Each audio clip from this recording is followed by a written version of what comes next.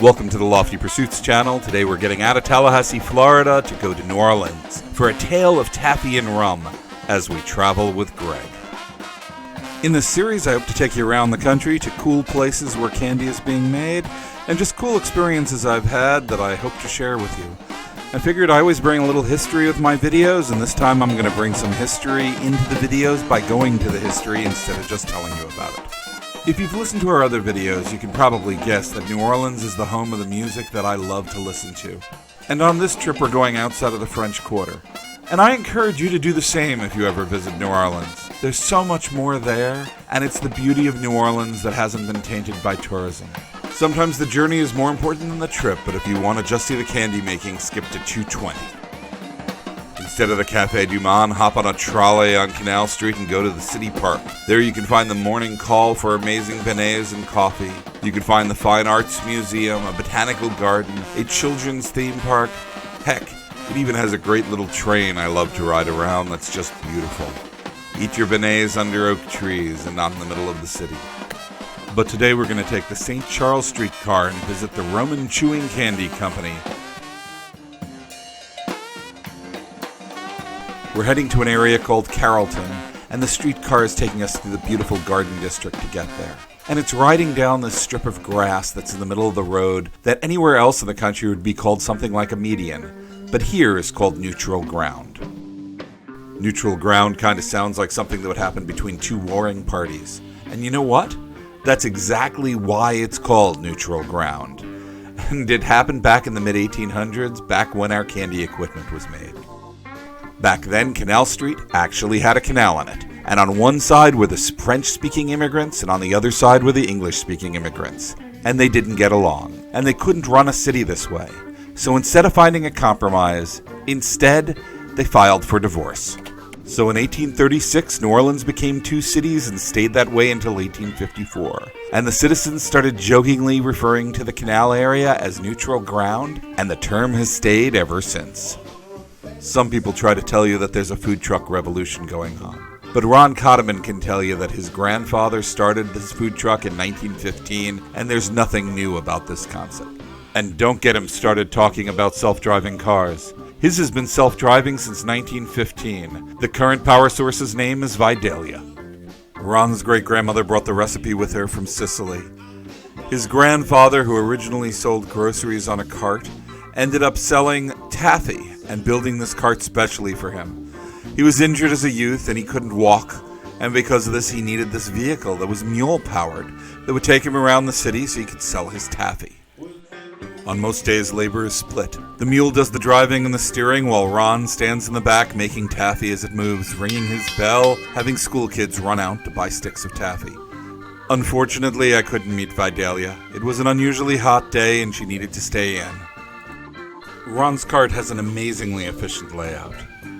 But he cooks the sugar like we all do, in this case over a propane heat. Since he's making taffy, he doesn't bring it up nearly as high as I do when I make hard candy. What you can't clearly see here is Ron is taking the hot sugar out of the pot and dropping it in a bucket of ice water. He's then checking the candy's consistency to see if it's cooked far enough. He doesn't use a thermometer. This is a much older technique to check the final water content of the candy. Taffy making and hard candy making have a lot in common, but temperature is not one of those things. And he can pull the candy with his hands, and he's pulling the unflavored sugar to get air worked in to make it light and fluffy and chewy.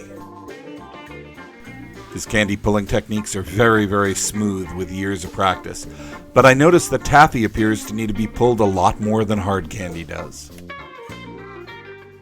One of the things I love about Ron's business is it's not trapped in 1915. It's moving quite nicely through the 21st century, and it's looking forward. And it's doing this with rum, and we'll talk about that later. I recorded the music in this video live. And you know, one of the reasons that people love or hate the music in our videos is much of it was recorded live.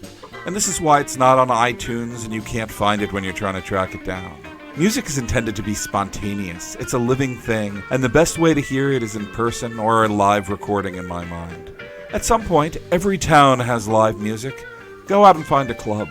Find a band you've never heard of, somebody who's never broken, and listen to what they're doing. They may be great, they may be terrible, but the energy that'll come out is worth the experience. And that experience centers in New Orleans. It may no longer center in the heart of the French Quarter, but it does center on Frenchmen Street. We found this music just by walking down the street and into the club. At the end of this video, I'll give you links to their Facebook page because they have no recordings, and you're going to have to find them if you want to hear them for yourself. And trust me, it's an exploration that's worth it.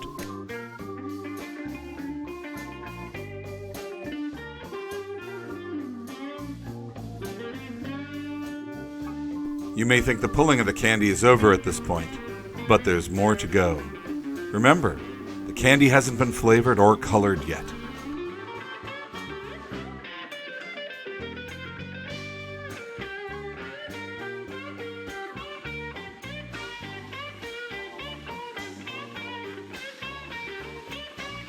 I typically add my flavors to the pot while I'm cooking the candy. Other candy makers sometimes add it on the table where I add my color. But Ron uses a different technique. He adds it to the candy after he pulls it, making a pocket to put it in.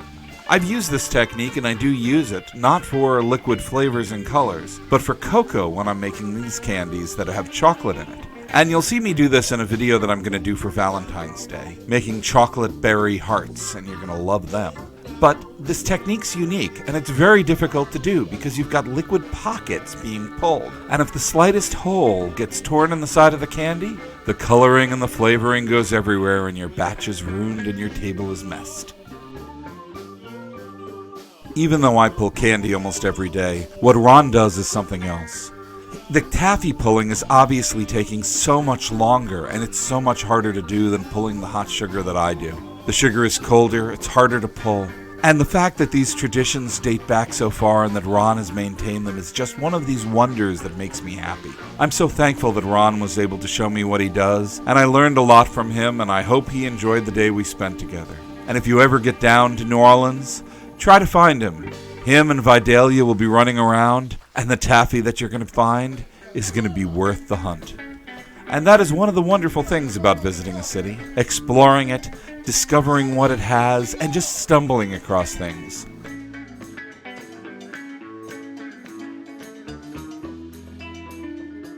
This video is edited in more or less the normal format we do on this channel, but I shot it in an alternate format as well.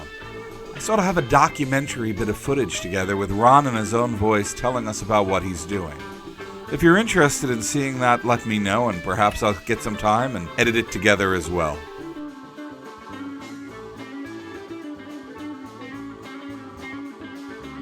And the taffy is still wrapped by hand the way it's been done since 1915. And Ron still makes it in 3 flavors: vanilla, chocolate, and strawberry.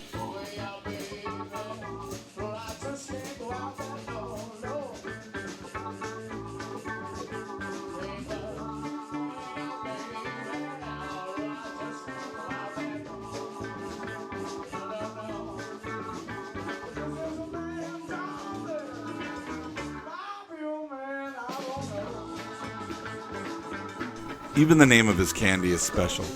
Roman chewing candy. It only exists for his candy because his grandfather Sam Cortese made the name up. He made it up because the proper term for it would be Italian taffy or Italian candy, and he wanted to make sure that just not the Italians of New Orleans bought the candy, but everybody. So he picked a new name. You know, we did that with image candy. We talked about that in a different video.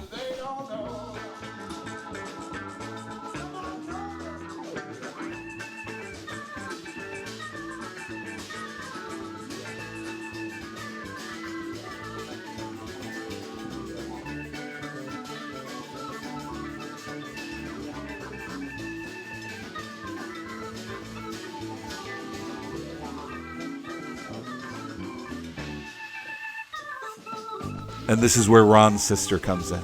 She thinks our candy is made of sugar, rum is made of sugar. Why don't we make rum that tastes like our candy? And she does. And oh, it's good. It's kind of having your cake and eating it too. You know, candy is dandy and liquor is quicker. But you can do both here, and oh boy, it's good. I just wish it was more available nationally, so go yell at your local liquor store and see if you can get some in for yourself, because it's worth the treat. I've been enjoying a bottle of the chocolate rum this week, and I just wish I had more and I didn't have to go back to New Orleans to get it.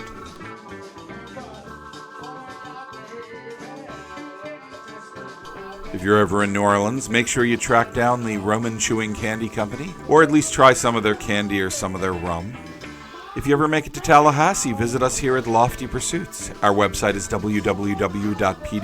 You can get the candy we make here. And you can subscribe to us here on YouTube or follow us on Facebook. We look forward to seeing you again. Thank you for watching.